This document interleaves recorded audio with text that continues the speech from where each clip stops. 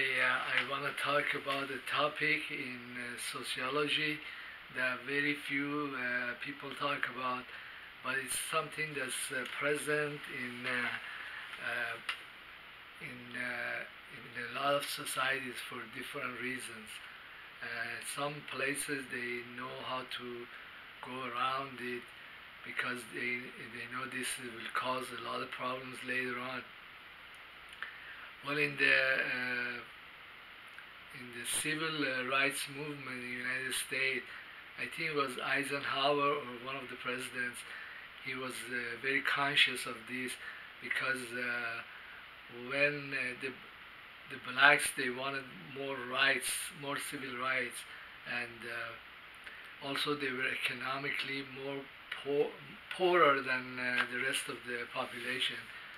But Eisenhower came out and said that this will, if we continue with this segmentation of society and also the economic fractionation, then that would cause problems later on because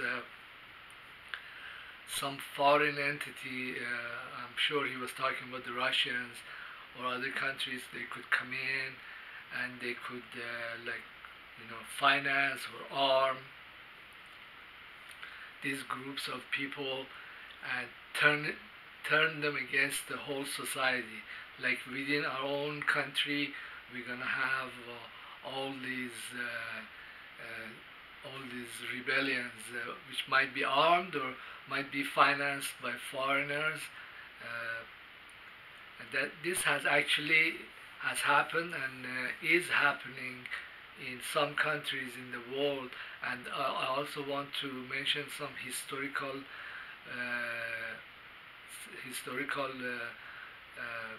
review of places that this has ruined the place. But before I go into this topic, which is called by the title "Trickle Down Hatred," I want to say that I put my videos in the YouTube. I was putting it in YouTube. I'm gonna put this one in the YouTube too, but I put a bunch of them in the Facebook. My God, the reception I'm getting is incredible. I mean, I put some videos that I hardly could get any hits in YouTube, and I'm getting hits unbelievable. Within half a day, I got within 10 minutes, I get like 4 or 5 hits. It's incredible. I think Facebook has a huge audience. Anyhow, my stuff is very much research, and it's also is topics or ideas that you really cannot find this stuff in many places unless you are like academics or really real good researcher or work for CIA or something like that. But I also do not charge for this research. I want it to be available. I have a lot of talents. I want to give it away because I get publicity and I get recognition, at least in some other ways. Also, I have severe diabetes, and it's like these are the last, I don't know, 5, 10, 15 years of my life. I do want to leave my art and my knowledge and many discoveries or ideas that I have. I want to leave them or make a record of them. I don't want to be hampered by financial considerations like that. I'm constantly worrying about what this studio or that company or that bank is thinking. I want to put out as much to the public domain as possible. Anyhow, one of the examples of trickle-down hatred was in Iraq, and Saddam Hussein. He was Ba'asi. Ba'asi means revival of the Arab race. Like we are the top guns. Even though the Sunnis, extremists like him, were a 15% minority population, they were very aggressive. They were like Wahhabis or ISIS, and they had political power. So he used the political power to enrich his own kind of people in Tikrit, which is like a town, and the clans that he belonged to, and they became the elite military portion of the government, and the rest of the population that were like Shia or Sufi or Kurdish. Kurdish, they are a huge portion of the Iraq population. They were very much suppressed economically, and they didn't have much say in the government. So when the Americans invaded Iraq, then the government felt all those controls, all those military presence by the Sunnis evaporated, and then the populations that were there, they were living at odds with each other and with the government. They they were suddenly thrown at each other. Well, what happened is that the Sunnis continued to under ISIS and Bin Laden, they continued to do bombings and suicide campaigns, and a lot of people got killed, like 1 million. But then there was a very harsh reaction from the Shia, which are like, I don't know, 40–50% of the population. The other 40–50, I'm not quoting the exact statistics, are the Kurdish, and then 15% is like Sunni. The Shia, who were the recipient of all the violence, well, they rebelled and they started driving out the Sunnis out of Baghdad. A lot of their neighborhoods were vacated, or they were forced to leave, and then this process continued. Like it was like a slow cleansing by population, Shia population. Well, the Sunnis or the extremists or Ba'athis, they couldn't really go into Kurdish areas because the Kurds live more in the mountainous regions, in smaller towns or villages.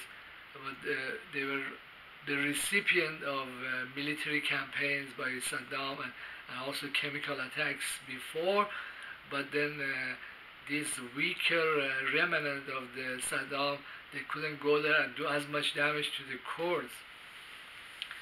Anyhow, what happened is that when a government, when a political entity is in charge and commits heinous crimes or practices racism, or there is discrimination at the government level, and then the population that's not directly has political power, even though they aren't really in charge, they will also reflect, like a mirror reflects the government. But well, I kind of sense that when I was living in New England, and the demeanor and attitudes that the mostly white population has towards foreigners, blacks or Latin. Over there, like there are very small minorities of blacks. They usually come to the college. They're like athletes, stuff like that. Very few blacks that actually have homes there or live there. The same goes ditto with the Latin, and also the foreigners are very few. But the foreigners that have managed to stay there, For example, they have some Lebanese Christians. They have really become totally Americanized, and because they're Christian, they're kind of hard to distinguish between them and the white population. But the culture, New England culture, is very much like a culture, as if like the people that don't belong there, that they don't exist. It's very much like colonial times, British, or it's very difficult to break into this society.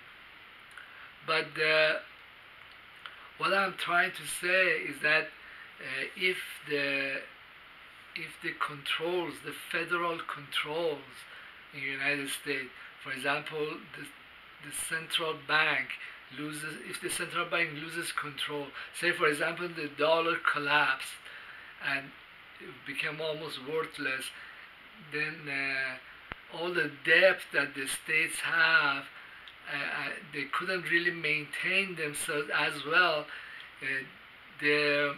The central government, the role it plays, and the ideas and philosophies and procedures that it has practiced all this time, they lose legitimacy, they lose relevance or value. I could tell you some examples, but before I get into it, is that gradually in our world is becoming a very flat world, which means that the individual, what he can produce and the income he has or she has, is in a par with what the government gives out or can do or can say, or the relevance or importance of the government.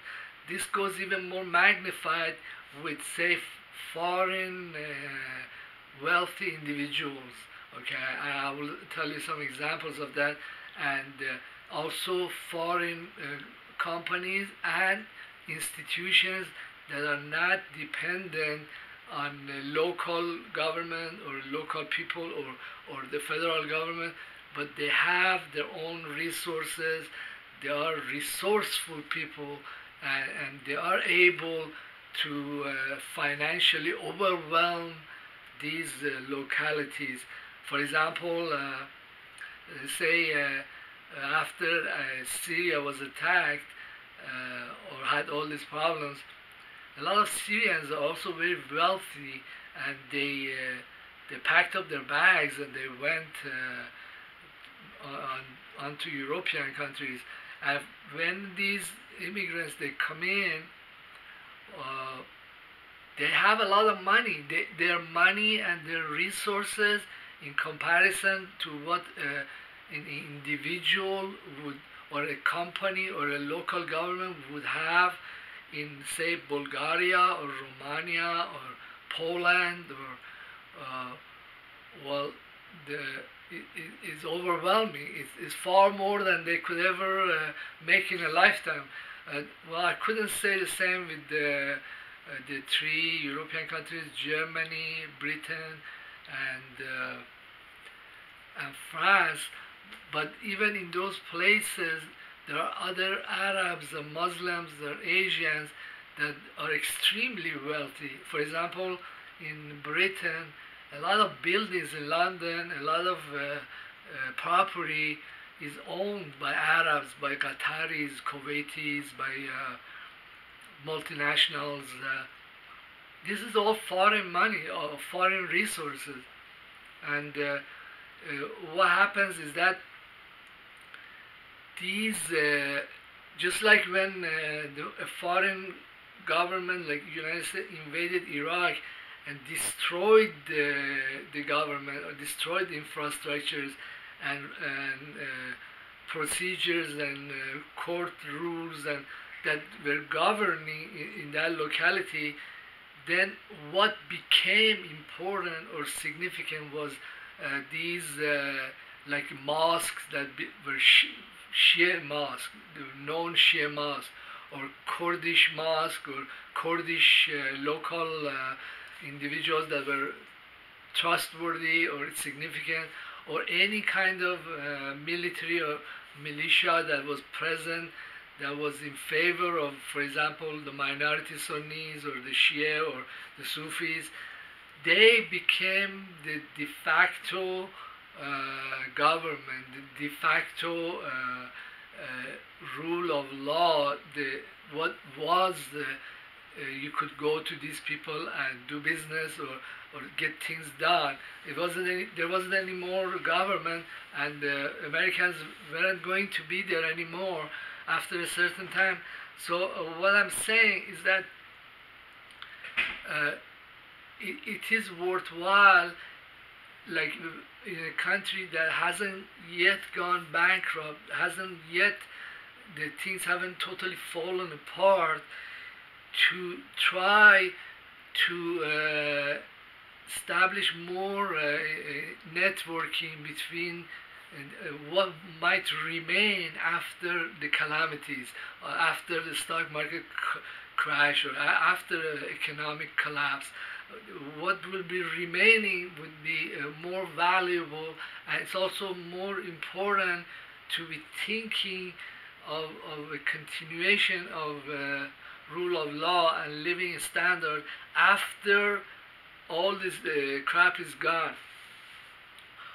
Well, there are other examples that we can see that the federal system and also the government and also particular forms of economic supremacy for a group like whites is going to fade away, because not only foreigners and wealthy individuals are able to bypass all this stuff, also many networks are able to replace those systems, and then you don't really need many of these existing systems or old-fashioned ways. For example, I just have the best example in the beginning of the video was that I'm sitting here with the camera, and then I'm recording not even 20 minutes, and then I could put it on YouTube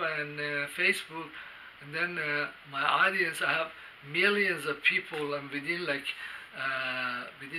half hour I have 10 people already heard my lecture, which means like I think that the networks, the technological advances allows the individual to bypass many of these existing systems or structures. And then this is a blessing, because many of these old bureaucracies are nothing but a source of devastation. First of all, the population gradually adopts these false ideologies like Saddam's or the US governments and implements it against each other.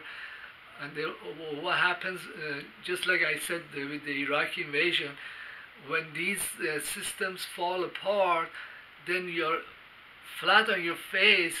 You have to deal with your neighbor that you've been fighting for the last 50 years. It could get really ugly. Well, I think that the United States is going to have civil riots.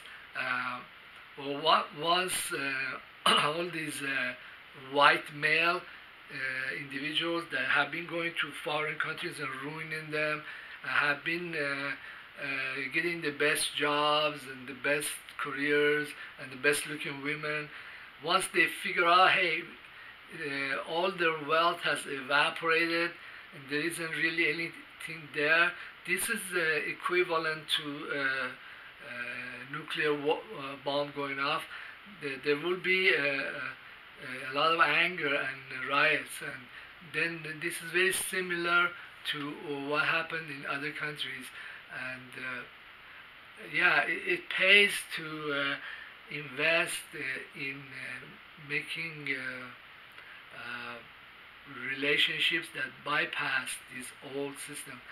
And also I want to mention that it is a good thing that many of these local governance and federal governance is dying.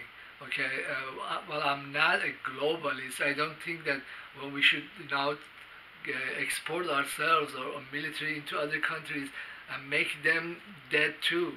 What I'm saying is that these systems were not very good or did not serve us, and they were abused by the globalists, by empire builders, and when they die, what little that remains, it can become a new beginning for something better, and the resources will be distributed here locally.